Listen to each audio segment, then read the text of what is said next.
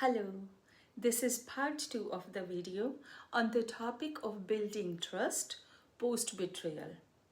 In my first video, I talk about immediate steps of internal work to build trust and confidence in your own judgment and wisdom. In this video, I'm going to talk about external steps which can help you return to grounding and prepare you to build trust and connection with others. Betrayal can feel like a tidal wave crashing over us and leaving us reeling.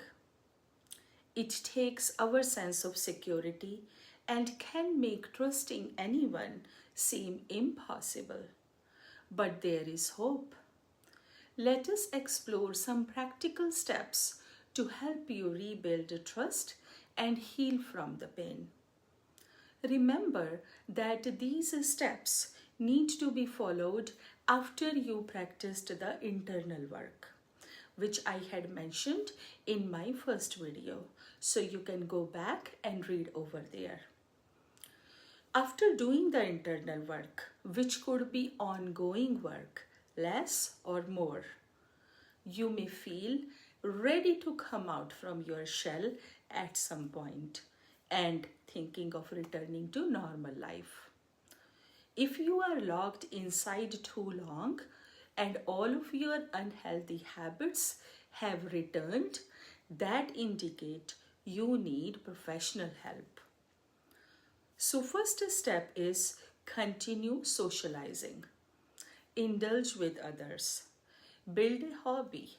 Spend regular time doing something which make you feel good. During socializing, you may feel less or more sharing and connecting with others. Talking about your recent trauma is okay. There is nothing wrong in doing this if you are able to screen the other person and you are not oversharing too soon with the wrong person. And this sense of good judgment may take some time. But important is don't rush for results and continue socializing. Don't run away from normal life. Next skill to build is communicate honestly.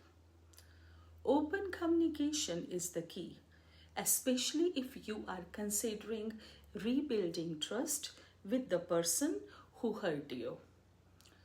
Express your feelings and needs clearly.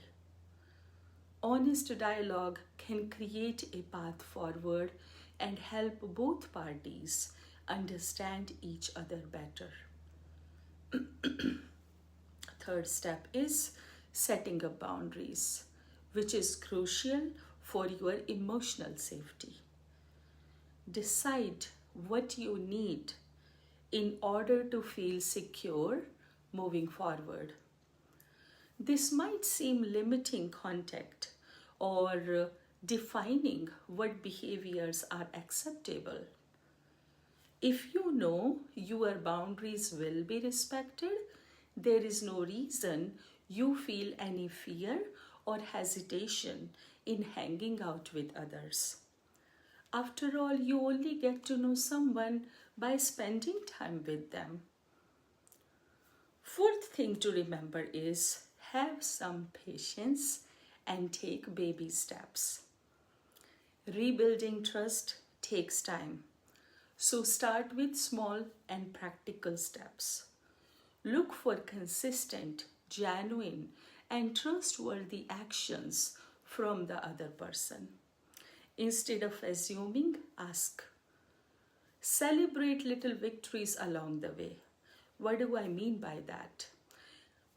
Let us say you did a negative prediction about some interaction and you still choose to go ahead, and later you find that actually it went well and your negative prediction about other person was completely wrong.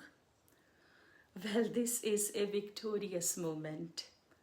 You need to write it down somewhere or maybe in your journal writing notebook.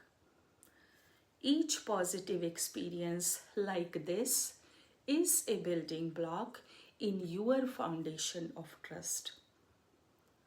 Such experiences are valuable and signs that you can continue experimenting without losing anything.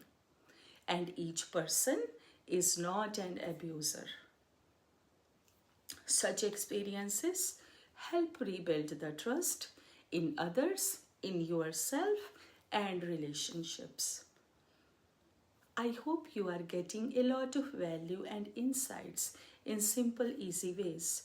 If so, it will make sense you subscribe to this channel so that you don't miss any new videos from me. I would also love you to like and share this video so that YouTube could send it to others and they can learn something too. Now, next point, number 5, is to focus on self-care. Self-care is critical during this time. Engage in activities that nourish your mind and body. Surround yourself with supportive people who uplift you and remind you of your worth. You are doing a hard work of rewiring your brain and heal at the same time. You do need a lot of alone time as well. I created this trauma processing journal writing workbook. It is available for free to download in the description box below. It can be very helpful as a self-care tool if you choose to do so. Now, next point, number 6, is to remember embracing vulnerability. While it can be scary, opening up yourself to trust again is an act of courage. The thing is, if you are interacting from a place of anxiety, fear, anger, sadness, loss, you will not be able to live fully the new experience.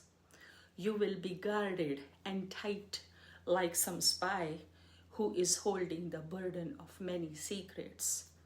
Other person or people are going to feel uncomfortable and disconnected with you.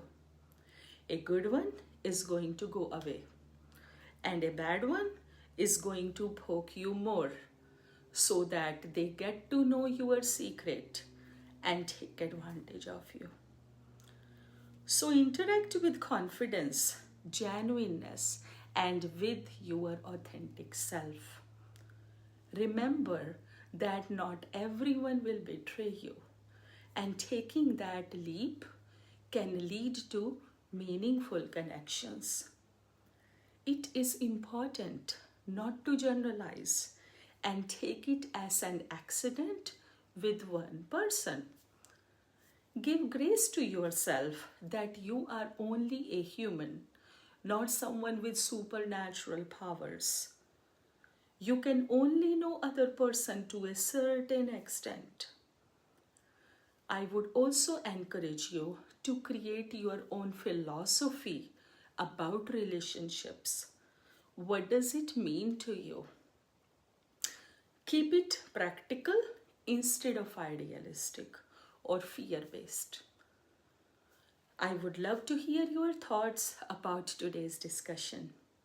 In the end, I will say, if the pain feels too heavy to bear alone, don't just keep living with that and seek professional help.